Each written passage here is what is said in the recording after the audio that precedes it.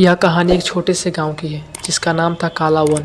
इस गांव के चारों ओर एक घना जंगल था जिसे लोग अभिशप्त जंगल के नाम से जानते थे। कहा जाता था कि इस जंगल में रात के समय जाने वाला कभी वापस नहीं आता। गांव के बुजुर्गों की मान्यता थी कि वहां कुछ अशुभ शक्तियां रहती है।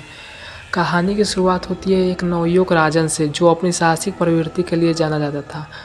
उसे इन सब कहानियों पर यकीन नहीं था और वह गांव वालों के डर को मूर्खता मानता था।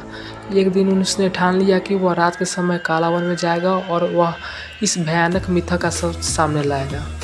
रात के समय जब पूरा गांव सो रहा था, राजन ने अपनी मशाल जलाई और काला वन की ओर निकल पड़ा।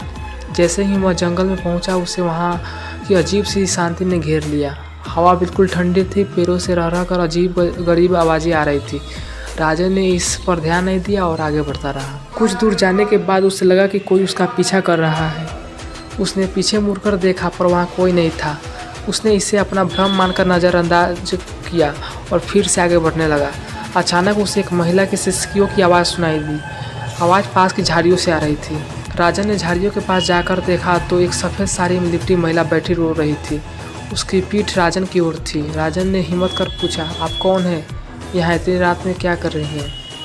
महिला ने धीरे धीरे अपनी गर्दन घुमाई। जैसे ही राजन ने उसका चेहरा देखा, उसका खून जम गया। उस महिला का चेहरा विकृत था, आंखें पूरी तरह काली थी और उसकी मुस्कान इतनी भयानक थी कि राजन का दिल जोर से धड़कने लगा। वह महिला धीरे धीरे उठने लगी और उसकी ओर बढ़ने लगी।